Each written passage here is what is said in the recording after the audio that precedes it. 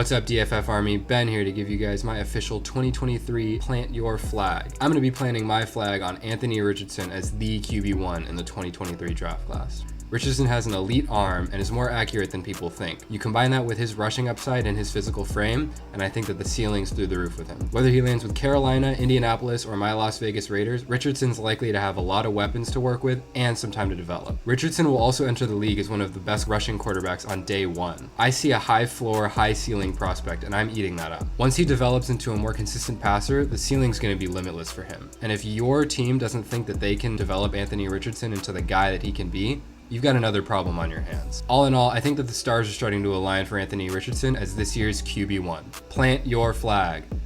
Hello everybody, Dynasty Patrol HQ here with video submission for the Plant Your Flag segment. Today I want to talk about DJ Moore to the Chicago Bears. Everybody worries about this landing spot. They hated it. They wanted DJ Moore to go to or stay in Carolina with the flashy new toy quarterback. I'm here to tell you that DJ Moore landing in Chicago is incredible. Justin Fields is easily the best quarterback he's ever had. The reason the Bears ran a ton last year and didn't pass is because Fields was throwing to future DoorDash drivers and they had the worst offensive line in the league.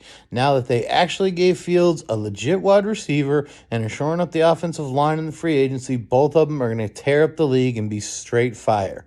Buy low. Dynasty Football Factory, plant your flag. Hey DFF Army, I'm here to rain on the DJ Moore parade. A lot of people want to copy and paste the success of A.J. Brown and Jalen Hurts into this new Chicago offense with Justin Fields and DJ Moore, but that is not going to happen. Let me tell you why.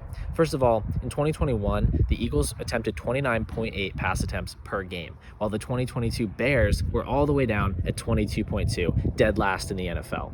Furthermore, Jalen Hurts was one of the most efficient passers in the league this season, ranking top 5 in adjusted yards per attempt, EPA, and true passer rating. Meanwhile, Justin Fields was 20th or worse in all of those statistics this past season. While we may see some boost in volume and efficiency from Chicago, it will not be enough for DJ Moore to meet expectations in 2023. Plant your flag. I'm here to officially plant my flag that at current keep trade cut prices, Travis Etienne is a sell. He is currently valued as the RB7 with rookies included like Bijan Robinson. He's valued in the same tier as Deshaun Watson and Saquon Barkley, and he's valued in his tier above Dak Prescott, which is completely crazy to me. I would rather have all of those players over Travis Etienne, who last season posted the 36th highest target share among running backs in the NFL.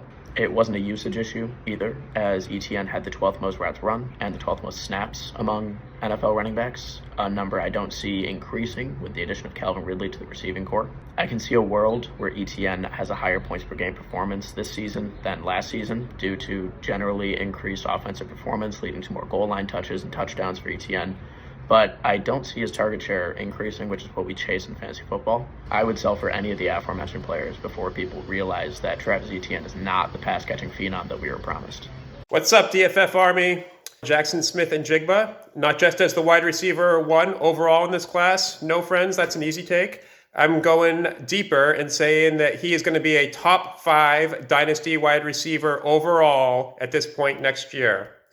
JSN posted a 3.25 receiving yards per team pass attempt as a 19-year-old sophomore while competing for targets against the 2 best wide receiver rookies in the NFL, Chris Olave and Garrett Wilson. That, to me, is one of the most insane single analytical metric performances in a season I have seen since I began prospect evaluations. He posted 123 yards per game to Olave's 85 and Wilson's 96. And then he crushed the combine. His 20-yard shuttle was the fastest since 2017, and his 3-cone was top of this class. DFF Army, don't overthink this. Plant your flag on Jackson Smith and Jigba. What's up, DFF Army? I'm here to plant my flag on a couple of rookies for you. I'm going to start at QB with Hendon Hooker. I think that he is a good prospect, especially analytically. We've even recently seen him in the first round of Daniel Jeremiah's NFL mock draft. If this were to happen, he would drastically rise up my board. I'd have him at least as high as quarterback 4 for this class. Next at running back, I really like Sean Tucker. He's currently my RB4, but after the draft, I could see him get even higher up to RB3. I know he posted a suspect workout video lately, but I mean, we got to take that for what it is. I think he's going to be one of the safer tier 2 running backs of this class. Lastly, I'm going to go with Jackson Smith and Jigba at wide receiver. I think he's easily going to be a top 10 dynasty wide receiver next year, and I think he's a surefire hit in this year's rookie drafts.